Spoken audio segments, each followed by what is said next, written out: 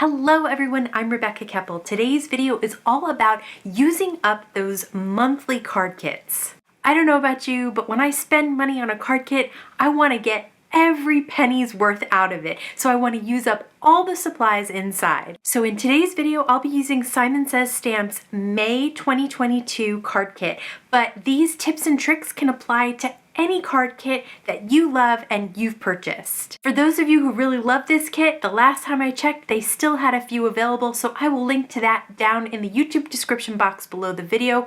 And Simon Says Stamp also sells a lot of the kit contents individually, so I'll link to those products as well. So the idea here is to use up the things that can be used up, like cardstock and pattern paper and any other supplies like that, so that you can then take the things that can't be used up, like stamps and a blending brush, and put those back into your stash to be used for future cards. Let's quickly flip through the kit contents and I'll show you how I like to organize it so that I know what supplies need to be used up. Each month, the Simon Says Stamp Kit Club comes in this great kit box which holds everything inside. This month there's some Simon Says Stamp clear embossing powder. There are also 4 of their Pawsitively saturated ink cubes, which I was really excited to try. I haven't tried this particular ink yet, and there's also an ink blending brush. There's also the little ink cube holder, which holds the ink cubes in place while you're ink blending. It can hold up to 5 cubes and their lids. So that's something that's really nice. I also like that it's silicone so that if it gets dirty, you can just throw it in the sink and wash it off with soap and water. There's also an envelope in this month's kit. It's an A2 envelope and it is self-sealing with a sticker. There's a 6x6 bunch of pattern paper from Prima this month, and these are all double-sided sheets. So if one side is maybe a little too busy for you, I definitely recommend flipping to the B side to check that out. Those tend to be more versatile, but there are some really pretty florals and other elements on this A side as well. So we're going to use both, and I'm going to share how I like to use up my pattern paper in a kit. So you can see I have everything I am going to keep: the stamps, the inks, the blending brush, and the embossing powder on the right, the pattern paper and cardstock on the left to use up. Now I have 10 cards to share with this kit, so I'm not going to go through every single one in minute detail, but I am going to share the things that I like to do to make sure I'm using up those supplies while I'm creating. One way I like to use up the kit contents is to use pattern paper in different ways, both as a strip or a design element and as a embellishment where I fussy cut. So the first thing I'm going to do is use an A2 piece of the black cardstock that came in the kit, and I'm not using the clear embossing powder this time. I'm using white, but I did use the stamp set for a sentiment and a flower. I warped the cardstock a little, so I put a ton of tape runner behind it, and that helps when I stick it down to a piece of pattern paper. That helps straighten it out. Now I'm going to take a strip of the same pattern paper but the flip side. So the blue is the B side and the butterflies is the A side, but you can see that they match perfectly because they are the same piece of pattern paper. So I'm using some of the butterfly to cut down to a band, and then some of the blue to accent the exterior of it, and then I cut out some of the butterflies. Now these butterflies are little scraps of paper, so they have flat edges where they hit the side of the pattern paper. That's okay, I'll just make them hit the side of my card, and that's a way to use up even a tiny square of pattern paper. So I've mentioned the different sides to the pattern paper and using both of them. So I'm going to cut an A2 piece of the cardstock down, the pink cardstock, and then I'm going to cut a 4 by 5 1/4 piece of this pattern paper down. I'm using the B side as my background, and then the A side I am going to use to kind of just put a decorative element there. I stamped a sentiment from the stamp set on some white cardstock that came with the kit, and I used the ink from the kit as well. And now I've cut a piece a flower from another piece of the pattern paper and I'm going to pop it up like it's an embellishment. This kit did not come with sequins or anything, so I'm making my own little embellishment here. Another way to use up that pattern paper is to heat emboss on it with some metallic embossing powder. So I've cut a strip of the pattern paper and I'm heat embossing a sentiment and an image from the stamp set with gold embossing powder. I will use the clear embossing powder later, I promise. And then I cut a 4 by 5¼ piece of the pattern paper. This is the same pattern paper, the grid and the floral. So again, we're using the A side and the B side, and I cut it just slightly down so that it was just a small white cardstock mat. So I'm using the cardstock and the pattern paper, and I'm using that whole 6 by 6 sheet of the pattern paper by layering it on top of each other. This is a tip for using up the busy pattern papers in your kit. So I love this floral, but it was a little busy. So I have a really solid stamp that says just a note to say hello. This is from the stamp set in the kit, and I'm gonna fussy cut it out. And then I'm gonna cut a strip of pattern paper and I'm gonna adhere that down to the 4 by 5¼ piece of pattern paper that I am using, my busy pattern paper. That yellow stripe is really gonna help my sentiment stand out a little bit more. I am also going to mat this on black. I think that ties it all together. And then I'm going to pop up my sentiment on some foam squares. So that just helps the busyness of the background not take away from the sentiment. Here's a quick glance at what's left, which is just some cardstock and a few sheets of pattern paper.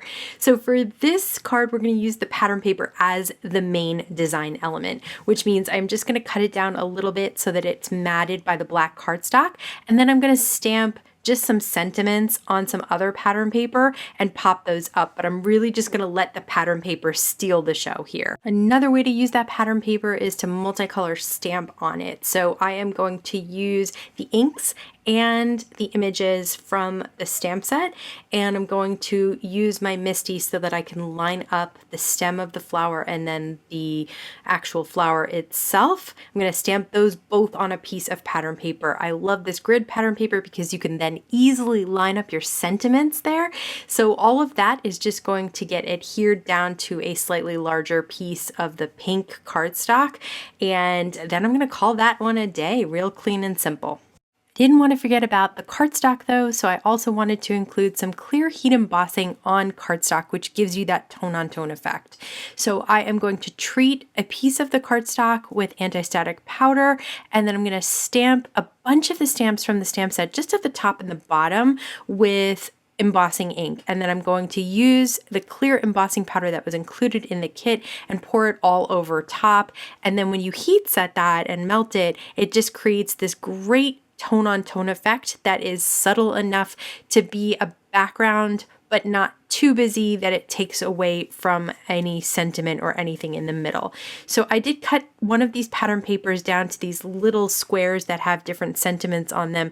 I'm going to mat one on some black cardstock, and then I am going to just trim it down so there's the same border around the top, bottom, and right hand side, but I'm gonna leave enough space on the left hand side to stamp and heat emboss, this time with silver embossing powder, the sentiment that's from the stamp set. I love these sentiments. This one says, "You are so special to me," but it's also just a fun, whimsical font as well. And the silver on the black cardstock, I think, is just such a great look. And then that pink in the background just pops with the black in front of it. So you kind of got two sentiments between the pattern paper and that sentiment from the stamp set, and another quick and easy card using up that cardstock. At this point in the game, I had very little left to work with, so I'm just trying to use up one of those pieces of pattern paper. So I thought matting it on some black cardstock and popping it up on some black foam squares over a strip of pattern paper and on that pink background. That pink cardstock is so vibrant and fun that you don't need to do much else other than add some pattern paper to it. And that completes another quick card.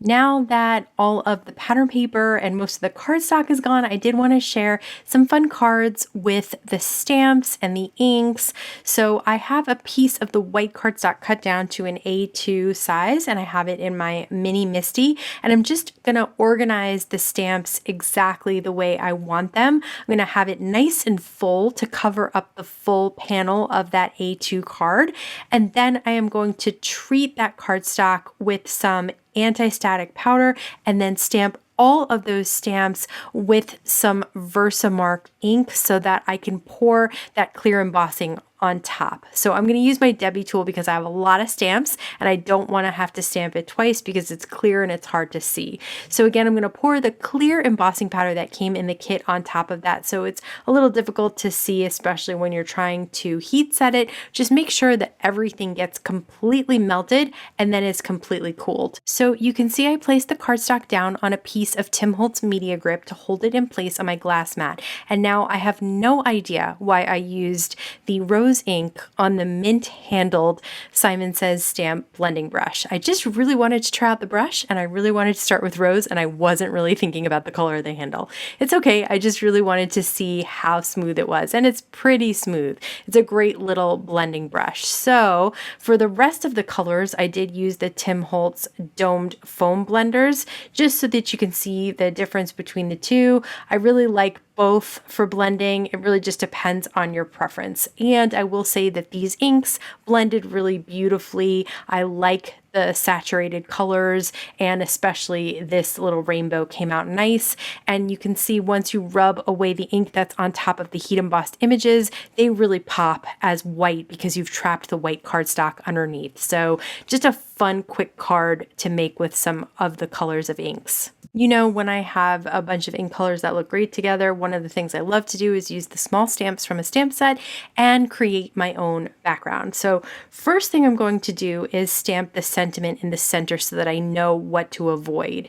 Then I am going to use that media grip again on the glass mat to hold it in place, because when I'm doing multicolored backgrounds like this, I prefer to use acrylic blocks so that I can just do it quickly and I don't have to worry about replacing the stamp in the Misty. So I am using Catherine Pooler acrylic blocks today, and I'm just going to ink up several of the stamps and stamp them in all of the colors that came in the kit.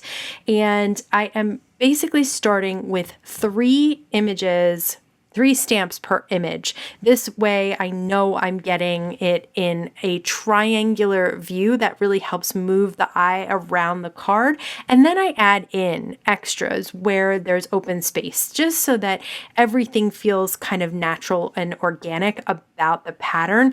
And I'm sure to stamp off the side of the card and top and bottom as well. Really quick card, so much fun to make, and I love those colors. Now that I've used up a bunch of the supplies from this kit, it's time to organize everything else into my craft space.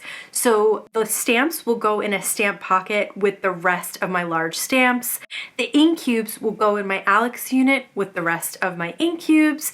The blending brush will sit on my desk in a waffle flower cup. And I like the bag that the ink cube holder came in, so I'm going to slide that back in there and put it in a drawer. So I hope this video gave you some ideas on how to use up those kit supplies so they don't just sit on your shelf collecting dust. If you want to see why I love subscribing to Simon Says Stamp Kit Club, I have a whole video talking about it over here. And if you want to see more card making videos with tips, tricks, techniques, product reviews, and more, don't forget to like this video, subscribe to my channel, and hit the bell so you can be notified every time I have a new video available. As always, I want to thank you so much for spending time with me today. Please stay safe, stay healthy, and I'll see you again soon. Let's quickly flip through the kip contents. Let's quickly this is a tongue twister, apparently. Let's quickly gosh.